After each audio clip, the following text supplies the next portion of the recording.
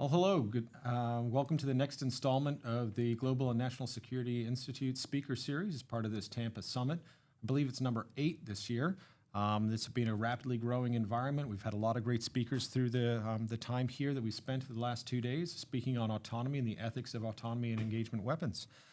My name is Taylor Johnston. I'm a retired lieutenant colonel from the United States Air Force. My background is in airlift and air refueling and in contingency response. So I flew C-21s, C-130s, KC-135s, and then commanded units that did contingency response. So that's standing up air bases in the middle of nowhere at a moment's notice. My last assignment was here at MacDill Air Force Base in Tampa as the Chief of Innovation for the 6th Air Refueling Wing, and I'm sitting now as the COO of the Institute of Applied Engineering. The Institute of Applied Engineering is another direct support organization, very much like GNSI, for the University of South Florida, and we solve hard problems for SOCOM, CENTCOM, and the Department of Defense. So a lot of doing and a lot of mechanical design, prototyping, software, and that sort of stuff from a bunch of amazing engineers.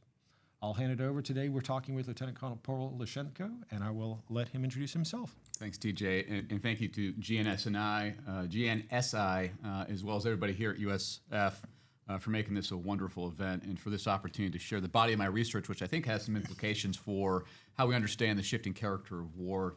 As TJ mentioned, my name is Paul Lushenko, active duty lieutenant colonel, currently on faculty at the U.S. Army War College in Carlisle, Pennsylvania, where I'm an instructor within the Department of Military Strategy, Planning, and Operations. I also teach a couple electives on emerging technology and war, as well as special operations forces. And I'm really happy to be here to share with you some really innovative research that we're doing at the War College that has some impact, I believe, again, for how we understand these capabilities at scale, at scope, and a future conflict, God forbid, against a near-peer adversary. Yeah, so let's start off down that road. You have the Ranger tab on. You've got a history in that battalion. So how did you get from, ground-pounding Ranger to Carlisle? What brought you to Carlisle? What interests you, and why are you staying at Carlisle? Yeah, so I graduated 2005 from the United States Military Academy. And we won't hold that against you. That's right. It was, really as the ramp up in the wars in Iraq and Afghanistan. And as a young officer who had trained in this profession of arms for 4 years at the academy, had decided to volunteer for an outfit which I thought was pretty consequential for our counterterrorism missions abroad. And so really put me on a footing for the next 20 years to support, after I assessed into the Ranger Regiment, as an intelligence officer, these operations conducted through drones as well as direct action raids and missions like that. But throughout my career, the tension I've managed is how to be operationally, employed to the tune of, like yourself and other in the military, missing birthdays, holidays, anniversaries, and so forth, but also writing and thinking critically about these issues to contribute in different ways. And just turns out that that's where I felt I belonged. Okay. And so recently received a PhD from Cornell focusing on public attitudes towards drone and drone warfare, and then taking that a step further to the U.S. Army War College to train our future leaders to think about these issues in terms of strategy making, especially.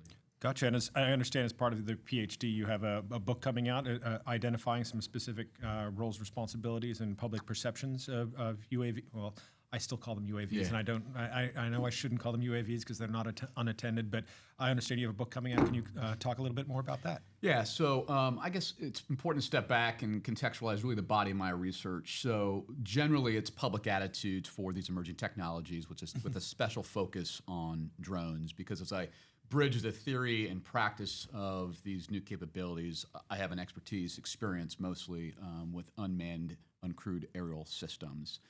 I've also branched out to understand the implications of evolving patterns of drone warfare, which we'll talk about more in a second, for public attitudes in terms of support, approval, and legitimacy. Legitimacy being very integral to the durability of these operations abroad. And then furthermore is, as the literature continues to evolve and our understanding of the implications of these capabilities continue to evolve, studying questions that are potentially provocative, but really important for how we understand the social, economic, and political implications of these strikes abroad. So to what degree are drone strikes racialized, which a lot of critical scholars, and we heard from some who are from USF, will often claim, Or furthermore, to what degree do soldiers who are adopting AI-enabled technologies on the battlefield, to what degree do they support and trust them? Which is pretty important. So having said that, and in brief, the book that we just published is on the implications of drones for global order.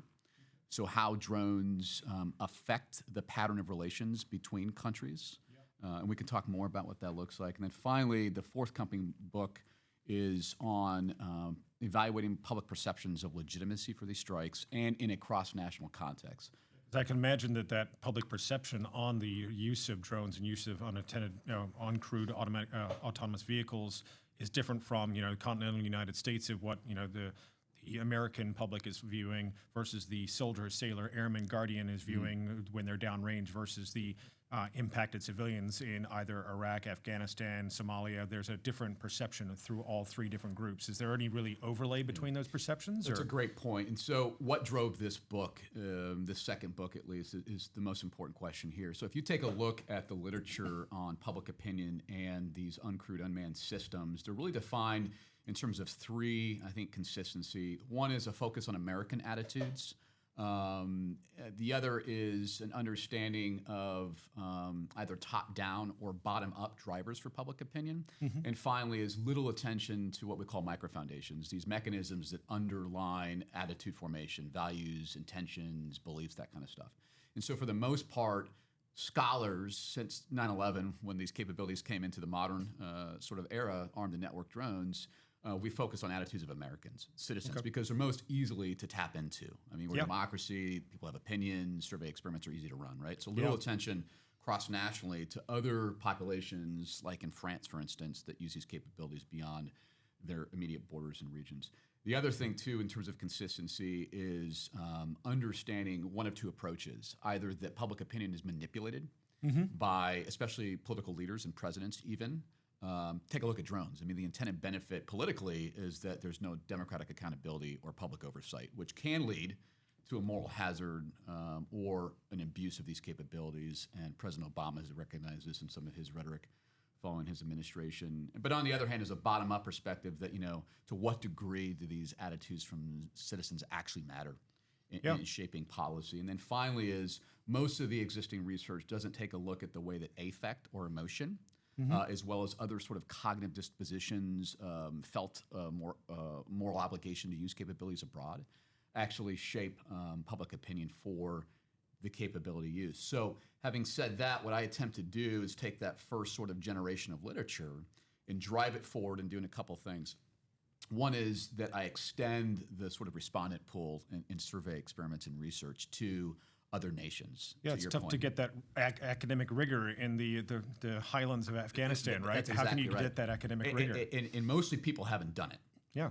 There's very little research that takes a look at what I call the targeted communities that are actually on the receiving end of a strike. And that was the curious thing about Major General Dunlap's briefing yesterday, and the fallacy in believing that the populace on the ground was thinking of these UAV strikes as indiscriminate and very, disproportionate, when he pointed out that the people on the ground were actually believing that, no, they were targeted and they actually did have a requisite direct effect to what was going on the ground. That didn't occur to me.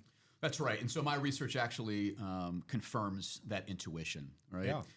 And as a political scientist, a positive political scientist at that uses empirical methods, I can take what General Dunlap believes is the case and prove it empirically, right? And so there's other people that would do this. Dr. Silverman at Carnegie Mellon has conducted some really interesting research where he takes a look at attitudes of Pakistanis as it relates to drone strikes in Pakistan and the FATA, and varying the country that uses them, and then the output of the strike, whether there's civilian casualties or not. And then he asks a really key question: to what degree was the strike discriminatory or indiscriminate? And what he finds is that if the United States, go figure, conducts an operation abroad in the FATA, the federally administered tribal areas, they're most likely going to be perceived as having conducted an indiscriminate strike, and that religiosity, which is to say how religious a Pakistan Muslim is, will shape that outcome as well. And how does that relate to, I mean, we talked about it yesterday, of the Turkish interest in them conducting drone strikes and drone operations in the Horn of Africa, and them being, a predominantly Muslim country and executing those strikes, and how that interrelation between the Somali people and the other Horn of Africa countries. Yeah, so this gets back to the thrust of the book. And so in the book, we make a real novel, and the book title, I guess, is Public Perceptions of Legitimacy, or something to that effect. It's coming out here shortly. But what we do theoretically is make a real novel contribution by understanding drone warfare in a unique way. So when I go around and I talk to different scholars, researchers, experts, and practitioners, I often get various and inconsistent definitions of what drone warfare is. So drone warfare, for the most part, has been conflated with the platform itself. The MQ-9 Reaper, for instance, is the most advanced drone in the world. It's got the most amount of press, too, That's right. That's so right. It's also been conflated with targeted killing only, but we know that drones can be used in different strategic contexts across a spectrum of conflict. It's also been conflated with nothing more than counterterrorism. It's been criticized as neo-colonial, which we can talk about. Our position in the book is that drone warfare should be thought of as variation between different strike attributes. So the way that countries use the capability and the way that they constrain the capabilities to mitigate against unintended consequences, namely civilian casualties. So what that looks like in practice is that countries can vary the use of a capability either tactically on the battlefield, like another weapon system, M16, AK-47, your pick, or as a strategic tool that some political officials would like to believe is really a form of strategy. But on the other hand, they can constrain them differently as either unilateral constraint. So think about the shift between near certainty standard, reasonable certainty standard of no civilian casualties during strikes. And then finally with multilateral constraint, which is to say UN approval or regional approval for these operations. So when you bring these two variables together, use and constraint, you get different patterns of drone warfare that we can actually study empirically for outcomes of legitimacy. Well, there's also the other layer of, and we go back to that public perception and public interest, right? So the public perception of boots on the ground. Yep. There's either the conjoined effort of the boots on the ground with the drone helping them, or the drone basically being in place of the boots on the ground, right? That's right. So as we were withdrawing from Afghanistan and Iraq, you saw more of the air cover, the air power on top, because there was less boots on the ground. One of the arguments we used to make in the Pentagon was less boots on the ground means more airplanes in the air, because you still want to make those strikes and still have that intelligence as you're still pulling out. And there's this perception of the American public that there is they're more worried about the boots on the ground and the implications that it has on the American soldier. And a UAV is a UAV, and then there's not a person in that cockpit, there's not a person in that thing, so it's a little more expendable, right?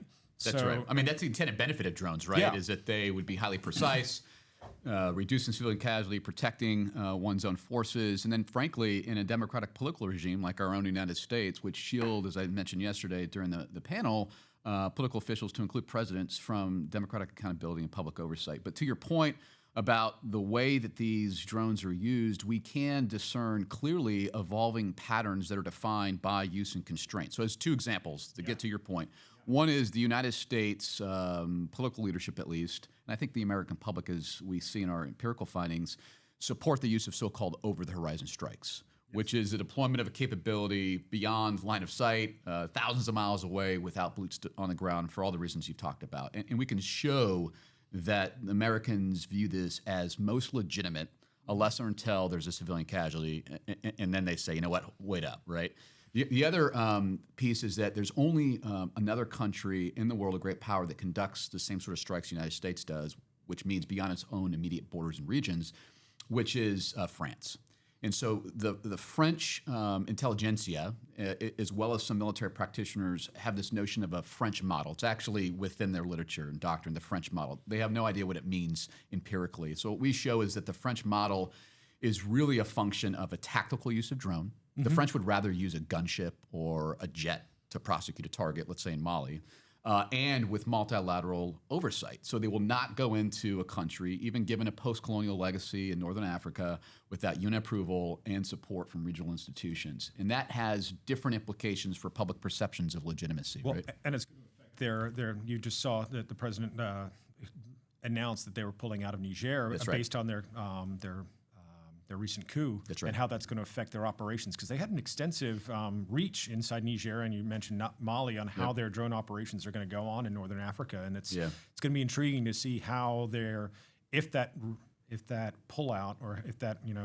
what better word is out there, but how that's going to affect any of their policies in the region, or if that's going to affect kind of how they go in, and because they're still going to assert their dominance where they need to in the region. So again, it's difficult to make sort of predictions, of course, right? But my understanding of the situation is that we will likely not see continued drone strikes in France. If I understand President Macron's guidance to his forces and his diplomatic corps, there's going to be a kind of a wholesale withdrawal. Which creates a vacuum that Russia is filling at this point, and the Wagner Group still has a lot of legitimacy among fighters, paramilitary groups, and the despot, which is actually in place right now in that country. And so I think we're going to see less strikes in terms of this context in Northern Africa from France, and potentially still some enabled operations through their intelligence services as well as U.S. intelligence services going forward. Which means that the country that's going to continue to conduct the most strikes beyond its immediate borders and regions is going to be the United States, for better, for worse. And when we talked about this yesterday, the implications here are serious for norm building. On the one hand, people said that we're in a season of open assassination because of U.S. strikes abroad, and I think the case par excellence here is probably with Qasem Soleimani in Iran, and we can talk about what that means. But on the other hand, there are those who said, well, the United States should conduct these operations, lest other countries, China, Russia, others, Iran certainly, would adopt the practice in ways that we don't think is very benevolent, very humane, whatever it may be.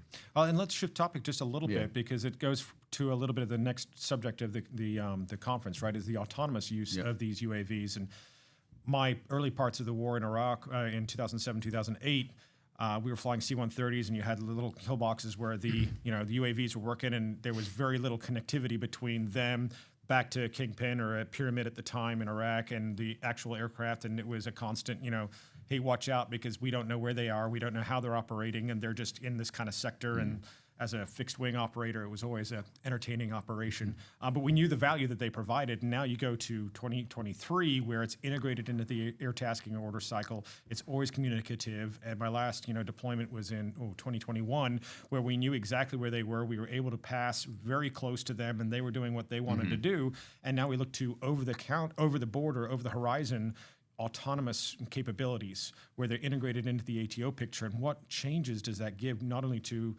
the American perspective on how we prosecute with over-the-horizon capabilities, but how does it integrate into the overall picture? I know I kind of shifted that a little bit, and there's not a great question there, but as we start to talk more autonomous capabilities in UAV, how do you see that kind of shifting our policy and doctrine? Yeah, these are all tough, complicated questions, and just some thoughts in reply. So I think there's real questions the extent to which we think that drones, which are mostly semi-autonomous at this point, at least those actively employed in our military arsenals abroad, have implications for strategic war outcomes in large-scale ground combat operations, right? So we have a unique environment in Ukraine in the illegal, moral, illegitimate invasion of Russia in this country to take a look at how these capabilities are being used across time and space in echelons, so tactically, operationally, and strategically. And for the most part, on balance, for the last couple of years, we've seen that they have allowed Ukraine to level the playing field against Russia, which is to say to shift the offense-defense balance. No longer does Russia have a competitive advantage based upon its large formations, if it ever did in the first couple months. But yet to be determined is what these drones mean for war termination. I think what we're seeing right now is a pushing of the envelope to weaponize, especially commercial available, off-the-shelf, easily weaponized drones that paramilitary forces can use. In the tactical sphere. That's exactly right? And so as we talk about what that may look like for the United States and other Western countries in terms of future combat force employment, I'm not really sure what that looks like because there's a lot of outstanding questions about the degree to which the technology will be mature enough, experimented enough to actually bake into systems, assuming that you have your warfighting concept, which is based in large measure on a lot of assumptions right in the first place. And then where my research is going right now is to understand another huge assumption, how we determine trust in these capabilities. Yeah. So there's a lot of great research. Hats off to the Air Force. You'll never really hear me say that publicly. But there's a lot of great research in the Air Force with experimentation on the physiological reaction that a pilot would have partnering with, in this case, the loyal wingman. Yep. And so now we have a physiological but also behavioral indicators of what drives trust. accuracy, precision, predictability. It is much less clear in other domains, to include the maritime domain and land domain, what shapes trust for these capabilities, which is integral to human-machine teaming, manned-unmanned teams, which is how most senior leaders are hedging their bets that future warfare will continue to evolve in the future. And does that trust change over tactical to operational to strategic That's too? a great Because question. as I'm starting to talk, if you're talking loyal wingman, they're talking loyal wingmans for an F-35 pilot. What happens if I have a loyal wingman to a B-2? That's right. The B-2 is taking off from Missouri, and now I have a loyal wingman on a strategic launch versus a tactical launch for an F-35. There's got to be a difference of trust in those missions. That's too. right. So I think two things are taking place here. One is, as a practical matter, what or how do varying features of a capability that's enhanced with AI, artificial intelligence, shape confidence and trust in capability? And I'll talk about that in a second. The other thing that's going on right now is to what degree does AI and control of a human over AI have implications for how you believe decision-making should be made at echelon, tactical or strategic. So in terms of the former, the research I'm conducting right now at the U.S. Army War College and with the United States Military Academy, so I think, fingers crossed, there's always an institutional review board challenge in these sort of experiments, especially with our military. It's quite sensitive, but really important to get rare insights into the way that soldiers think about these capabilities. What I'm doing in my research is really varying multiple features of an AI technology, AI-enhanced technology. So you can imagine the platform, is it ground-based, air-based, the purpose, is it a non-lethal, lethal mission, the precision, at what degree, the autonomy, at what degree, and then how we understand effectiveness. Is it simply buying down the risk, as we say, to friendly forces and civilian casualties, or one or the other? And then what contribution should this capability make to a mission or a political objective? And then finally, to problematize it further, is how do soldiers, officers think about other countries, adversaries, who are adopting this capability potentially in the context of renewed great power competition? So to close this out, when you vary all these features, you can understand what would drive trust. And that's really important for modernization, training, experimentation, doctrine development. So dot mil PFP is what we call it in the military. Yeah. And then the perception, as you talked about, as you referenced earlier, the perception of those ground forces, the perception of the civilians on there on both sides, and the messaging that gets put out by either government. I mean, Ukraine is, again, the perfect, not the perfect, but a very illustrative example of the way that Ukraine's using them, the way Russia's using, and the messaging coming out from both governments, and the trust that is either elicited on both sets of populace as to what Ukraine is doing, what Russia is doing in the engagement zone there, because that's going to affect a little bit more of the trust in the autonomy of those individuals, right? That's exactly right. And so what you can see here from this initial research project is potentially a longer-term research agenda that first takes a look at U.S. Army officers' attitudes in these capabilities at both initial entry, so pre-commissioning West Point, to now where we have mature senior leaders that are ostensibly imbued with these ethical, legal, moral frameworks to help manage these capabilities appropriately, and then furthermore, to do it in such a way that balances risk to mission, risk to force, risk to reputation, right? Yeah. And then you expand it to potentially across services, because there are different mission requirements for the Air Force as there is the Marine Corps and so forth. And then furthermore, cross-nationally into our key Western allies and partners, potentially in the Asia Pacific. So Australia, South Korea, the Philippines, and Japan, right? So that's really a very extensive research project, which will take probably a lot of time in an epistemic community, a community of interest. Yeah. But I think it's worthwhile. That was one part of the research. The other research is to what degree do officers in this case want to outsource control of a capability at echelon for anticipated sort of trajectory of future war. And so you can imagine what we call in political science research a simple 2x2, tactical to strategic versus no control and or human control and machine control. And these quadrants are built different ways to think about future war. So the Centaur way of warfare, which Paul Shary at the Center of New American Security talks about, is sort of this mythical creature from Greek mythology, which has the head of a human, and actually chest of a human, and then the legs of a horse. And so his argument there is that the human will always be consequential, in or on the loop, really, to make decisions for AI. So oversight. There are others who argue quite differently, that we could mature to a state with our technology development where it's more Minotaur-based warfare, which flips that paradigm on its head. Yeah. And by tapping into senior officers' attitudes, who are going to make these decisions in 5, 7, 10 years as our 1, 2, 3, 4-star generals, you can quickly start to see the way that what we're doing right now in capability development and research has implications for what we're going to field and how we're going to fight. Well, yeah, I mean, because how does that sit in the Joint Forces headquarters, too? That's right. So right now in the Joint Forces headquarters structure, you have a space LNO, you have a mobility LNO that is relaying those capabilities, and it's not just Army space, it's Air Force space, it's Space Command, that relaying to that Joint Force headquarters, okay, this is what you've got in that space domain and what's available.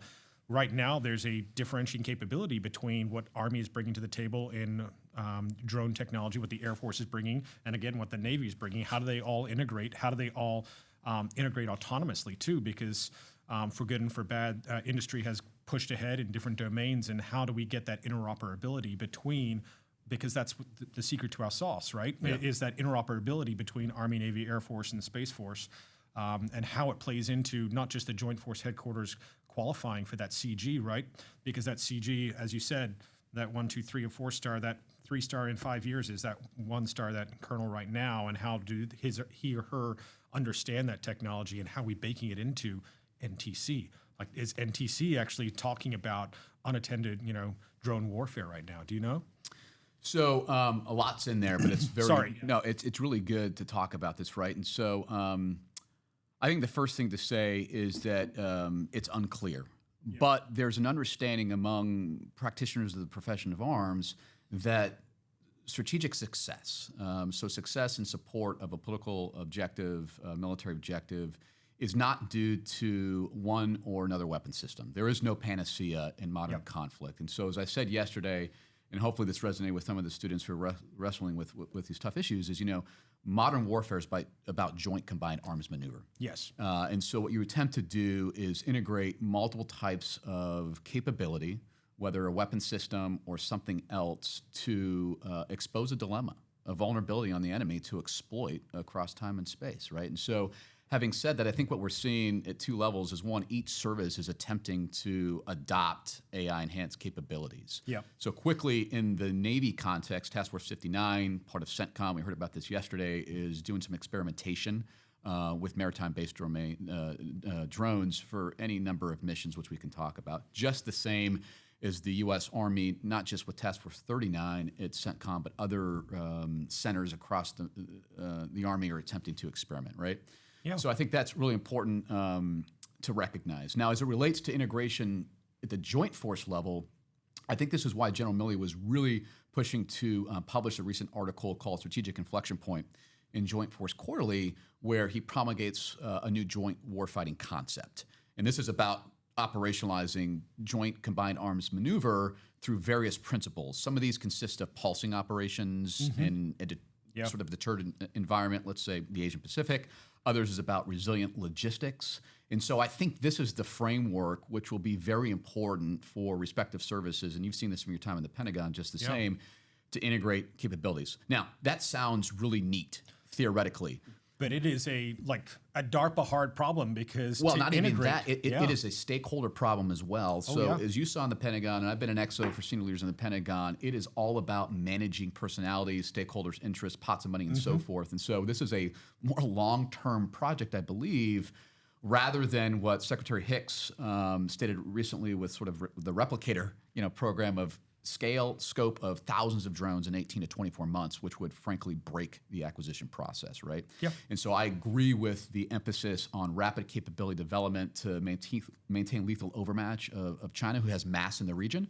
But the fact of the matter is the devil is really in the details here. Because you need a resilient mass. You can't just have a mass. But I mean, the idea is this mass that may or may not be resilient, but the mass is resilient. But how do you design a cyber infrastructure that is interoperable, that is joint, that fits that need, that is still resilient, that you're not going to be basically throwing those wingmen away, That's right. And the other thing, too, is that this is why the process of concept development, what we think we need to be able to do to maintain lethal overmatch in the future, to modernization, building equipment, to testing, fielding equipment is a really important process. And so what I see right now, notwithstanding the great innovation across all services, is again, humbly speaking, from my perch at the Army's equivalent, I guess, of the ivory tower, is a lack of understanding of the sort of typology, the types of and ways that we would deploy capabilities. So take Task Force 59, and again, I'm not a maritime expert, but been at Naval War College, have some experience over 20 years of service. So when you take a look at deploying capability, what I'm not seeing is a clear articulation of the method of employment linked to